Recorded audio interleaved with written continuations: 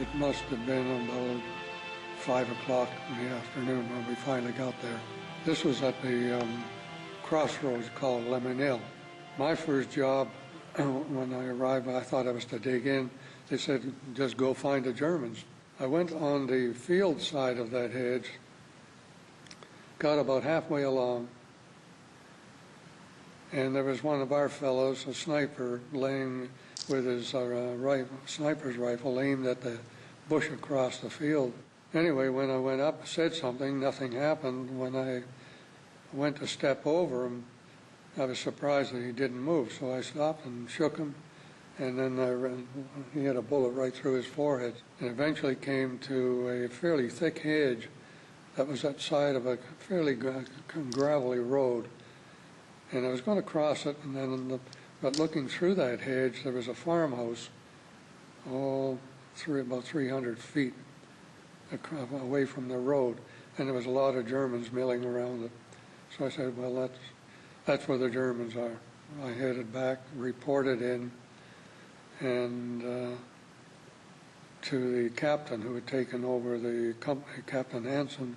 I was digging in a little bit later when I heard this whistling sound. That's the first time I'd ever heard it, but it turned out these big Navy shells. And on a patrol, so, a day later, 2 days later, we passed that place, and there was hardly anything left of that house. While the forces on the ground continued advancing, the pilots returning to England reported on their progress. Another debriefing, and at that time we told what we had observed and all we could verify having seen without speculating on what was happening. One thing, of course, we'd go into the bar and have a drink, and have a bitter, I guess they called it, beer. As the day wound down, there were more clashes with German units setting up the front. The Germans put in an attack from the field that I'd gone across. They were firing at us from the hedge, the far end of the field. Everybody in our group, all of a sudden, they started opening up on them. And now they knew where we were, and that's all they wanted to know. From then on, we got shelled and mortared every damn day. We ate compo packed, as we called it, and wasn't the best, but it was food, and we were hungry.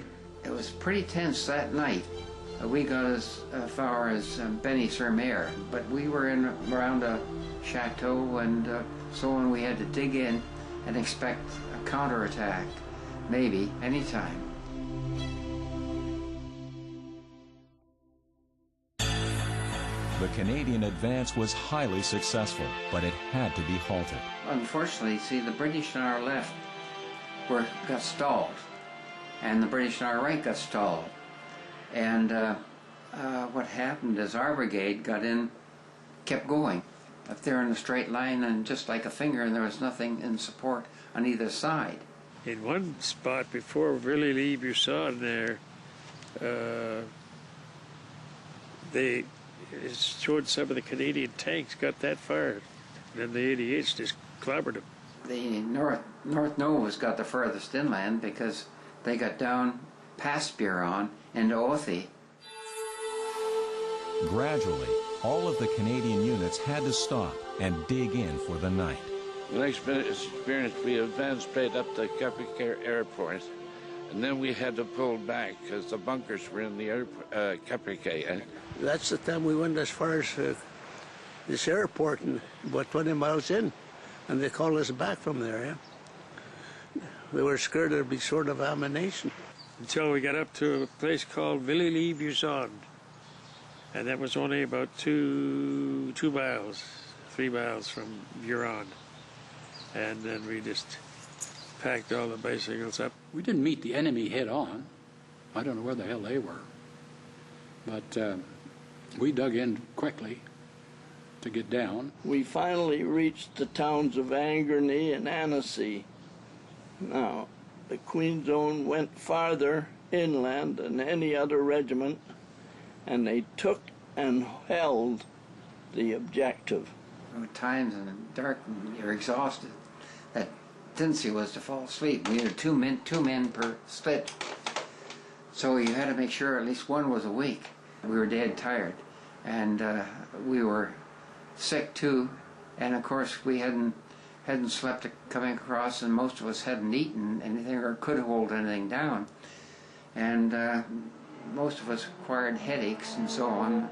We got through there, and then we settled down for that night. Then food came up to us at nighttime, and we ate what we could. It was a very edgy time.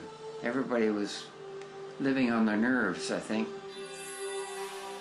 We continued to sweep, and then our duty, once darkness came, was to go outside the landing area and patrol do anti-submarine patrol.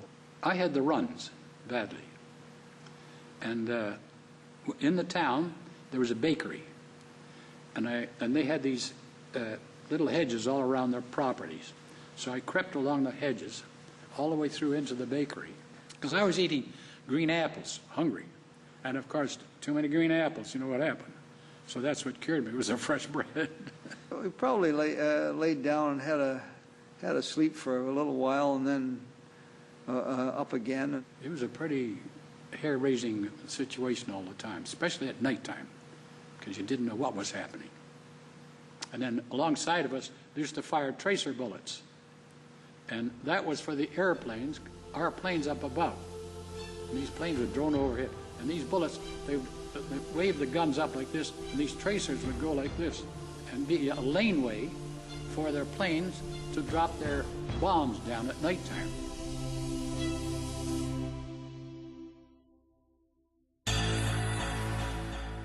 Well, I don't remember feeling hungry or tired until I started to dig in late at night. That's when I guess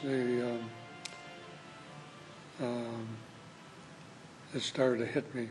We fought all night. We had to get the railroad track. We had to try and blow the railroad track so they wouldn't come in with more. The thing was not to let the Germans know that we lost. We lost that many casualties that we had here. We had to keep going, pretend that we were still in full force. But that was a pretty frightening sensation to go through that first barrage. And then after it stopped, I stuck our head up, expecting an attack, which didn't take place, and yelled to the other guys in the other slit trains, "Everybody okay?" And the word went down the line, "Okay." Like when we went down, so we dug in a few places the first night, and we captured a bunch of Germans ourselves. The patrol coming at night. We never moved till they got right on top of us. And we just put the flares, and there they were.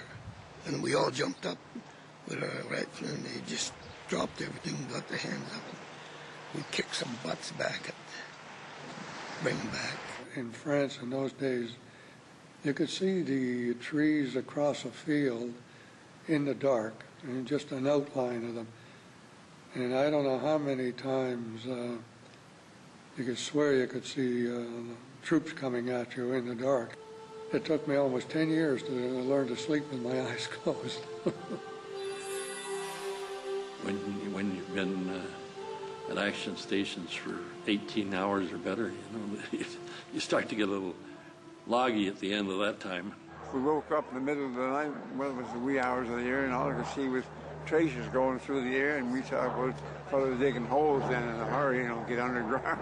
As the day was ending for the ground troops, Bomber Command was taking off for another series of bomb runs. We took off at 23:06, so it would be an hour before midnight.